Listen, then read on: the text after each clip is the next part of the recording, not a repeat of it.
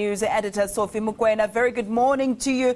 We do know that Tanzania is one of the frontline states that was pivotal in South Africa's liberation struggle. I do understand we've got Vuyo Mvoko and not Sophie Mukwena on the line. Vuyo, a very good morning to you. Tell us about the significance of this election, not only to Tanzania and the region, but to the continent at large.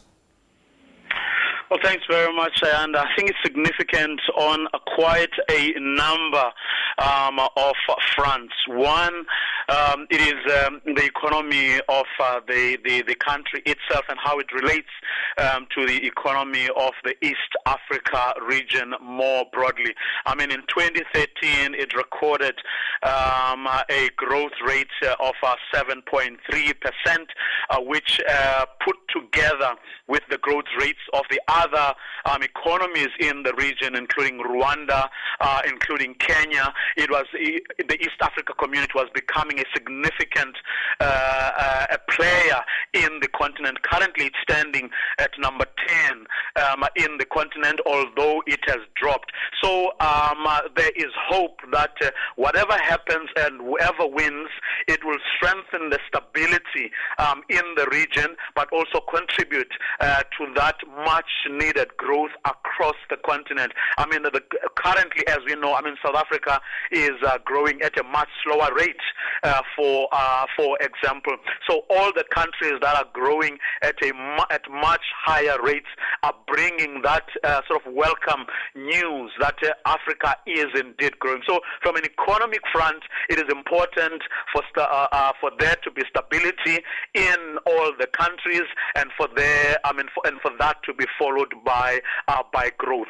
And then on another front, on the front of peace, it is important because Tanzania has been a very stable democracy where there haven't been, any ethnic violence, where elections have taken place under very peaceful conditions. So if that continues, that too reinforces the idea that Africa is indeed on a growth path, that Africa is indeed becoming more and more stable. So on those two fronts alone, this election is indeed very important. Vuyo, we heard quite a lot of information from the Voxers that you did, ordinary people from Tanzania speaking, and they spoke out about corruption, about a need for someone who's clean. This begs the question, what's the current status quo like in Tanzania?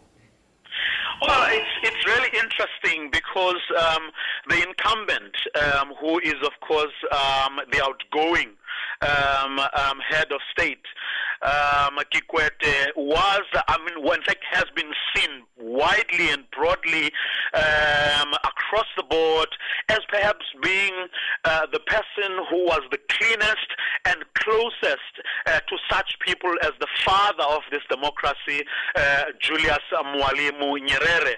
So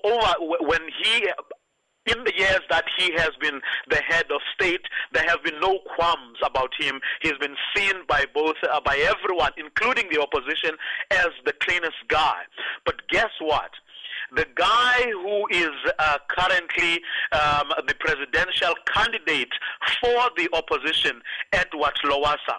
Edward Lowassa is a former prime minister. He once resigned amid a corruption scandal.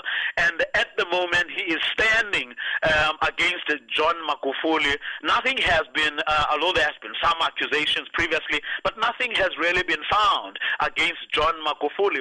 So it's a bit ironic that the opposition is campaigning on a corruption ticket, yet the person that they have put forward as their candidate has actually been mired in controversy amid allegations of corruption. But I think there's broad consensus that even though the opposition is campaigning on an anti-corruption ticket, it does look like the ruling party, the CCM, the Chama Pinduzi, which is the party of Julius Nyerere and people like him isn't. Like, it looks set that he is indeed going to win. But everyone is making the point, and there's consensus around this one, that this election is going to be fairly close than previous elections have been, and that for the first time, the Chama cha Mapinduzi is going to face perhaps its strongest challenge. But it does seem like there's consensus